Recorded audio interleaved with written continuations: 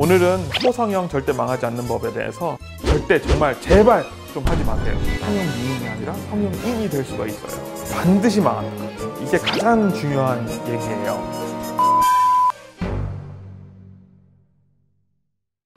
안녕하세요. 이나성형외과 차정호 원장입니다. 다들 수술하면 망할까 이런 걱정들 하시는데 제가 지금부터 알려드리는 거 이거 절대 정말 제발 좀 하지 마세요. 코성형 이렇게 하면 반드시 망한다. 이거에 대해서 오늘 말씀을 드리도록 하겠습니다. 간혹 가다가 사진을 가져와서 이거랑 똑같이 얘를 원하시는 분들이 계세요. 좀 극단적인 예를 들어가지고 완전히 인종이 다른 서양의 무슨 모델 사진을 가져와서 이렇게 해달라는 분들도 실제로 계세요. 코만 떼놓고 만들면 그렇게 만들 수는 있어요. 근데 이제 무슨 문제가 생기냐면은 얼굴에 다른 골격과 맞지가 않아요. 실제로 봤을 때는 예쁘다기보다는 저거는 수술한 사람이다. 흔히 얘기하는 성형 미인이 아니라 성형인이 될 수가 있어요. 자, 이럴 경우에는 속상하죠. 속상한데 내가 원하는 건 안 나왔고 이러면 또 하게 되고 아무리 설명을 하고 해도 잘 이야기가 안 되니까 이제 다른 원장님을 찾아가요. 그래서 또 막 이야기하고 이런 식으로 계속 반복이 되다 보면은 수술을 여러 번 하면서 모양은 원하는 대로 나오지도 않고 그리고 점점 더 안 예뻐지고 모양적인 부분만 마음에 안 든다면 다행이지만 이게 이제 수술을 너무 여러 번 해가지고 안에 조직에 무리가 생겨가지고 구축이 온다거나 이런 일이 생길 수도 있어요. 그래서 처음에 결정을 할 때 현실적인 방안과 조화롭게 수술을 하게 되면은 한 번에 예쁘게 잘 끝날 수 있습니다. 수술을 정말 조금만 원한다. 나는 자연스러운 게 좋다. 이러면서 정말 티도 잘 안 나게 원하시는 경우들이 있어요. 저의 철학이 뭐냐면 수술을 하면은 바뀌어야 돼요. 그 예뻐지려고 하는데 이왕 하는데 아예 하나도 안 바뀌고 조금만 한다. 이런 거는 저는 말이 되지 않는다고 생각을 합니다.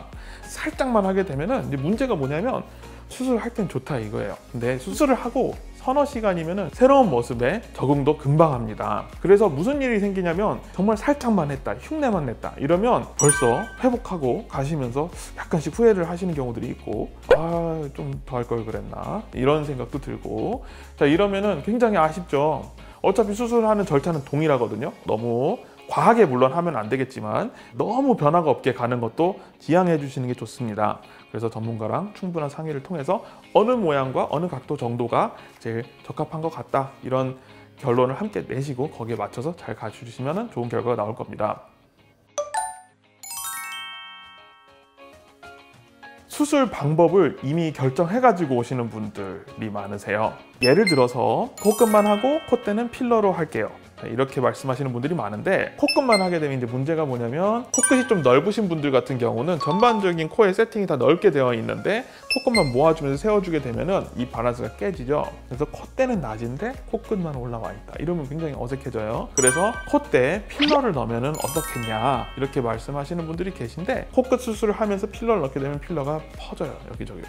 그래서 그런 경우는 꼭 보형물을 넣어서 높이를 보강한다기보다는 코끝을 하면서 콧대 부분도 같이 밸런스 맞게 조화롭게 그렇게 수술을 해주시는 편이 좋습니다. 그리고 또 다른 부분은 다른 건 하나도 안 건드리고 콧볼만 줄이겠다 이러시는 분들도 꽤 많으세요. 자, 콧볼 같은 경우를 놓고 보면은 코 기둥, 코끝, 콧날개 이게 한 세트로 움직이는데 이게 벌어져 있으면은 같은 사이즈여도 콧볼이 굉장히 넓어 보입니다. 근데 여기서 콧볼만 줄인다고 해도 코끝이 벌어져 있으면 계속 넓어 보여요. 그래서 개선도 안 될 뿐더러 나중에 생각이 바뀌어서 코끝 수술을 하고 코 수술을 하게 되면은 이미 콧볼 사이즈가 너무 줄어들어 있기 때문에 백시폴트 콘센트처럼 콧구멍이 모여가지고 11자로 딱 이렇게 나오는 경우들이 있는데 이거는 되돌릴 수도 없습니다. 이런 거는 해결이 어렵기 때문에 신중히 결정을 해서 조화로운 방향으로 가주는 게 좋습니다. 자, 그 다음으로 흔한 거는 이제 뼈 안 건들겠다.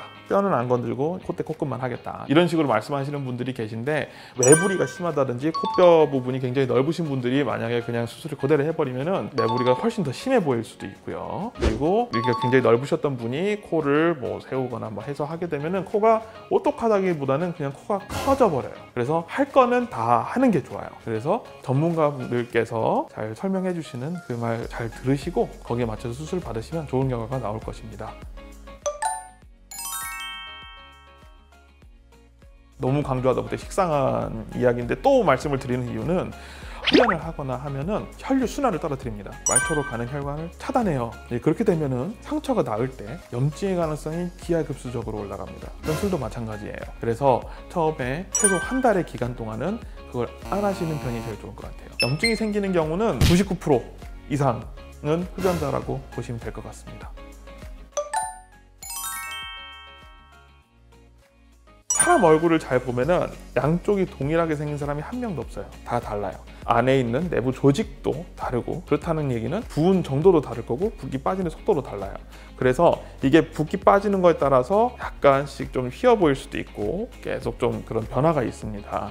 두목 떼고 나면 그때부터는 계속 거울을 많이 보시게 될 거예요. 이제 그러면 계속 이제 만져봐요. 이제 위에 이렇게 보형물 같은 거 만져보고 이거 휜 거 아니야? 하면서 눌러보고.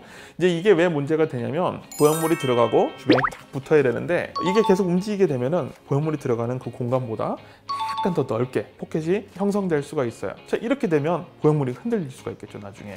실제로 돌아가 버릴 수도 있고. 이제 코끝도 마찬가지예요. 특히 코끝과 코끝 약간 위에 부분 이쪽이 피부도 두껍고 해가지고 더 많이 붓고 붓기가 오래 갑니다. 한 3, 4개월 정도 지나면 콧대랑 이런 데 다 예쁜데 얘만 항상 아쉬워요. 왜냐면 이게 붓기가 그만큼 덜 빠진 거거든요. 이것 때문에 약간 또 돌아가 보이고 이런 게 계속 있겠죠. 근데 이걸 계속 만지면 어느 순간 확 꺾여 버릴 수가 있어요. 그건 좀 조심해 주시는 게 좋습니다. 그냥 믿으시고 그냥 두세요.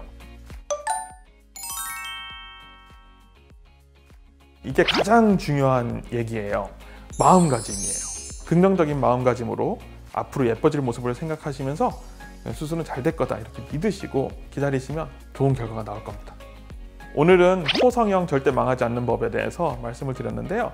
궁금한 거 있으시면 댓글로 남겨주시면 거기에 대한 답을 남겨드리도록 하겠습니다. 지금까지 미나성형외과 차정원 원장이었습니다. 감사합니다.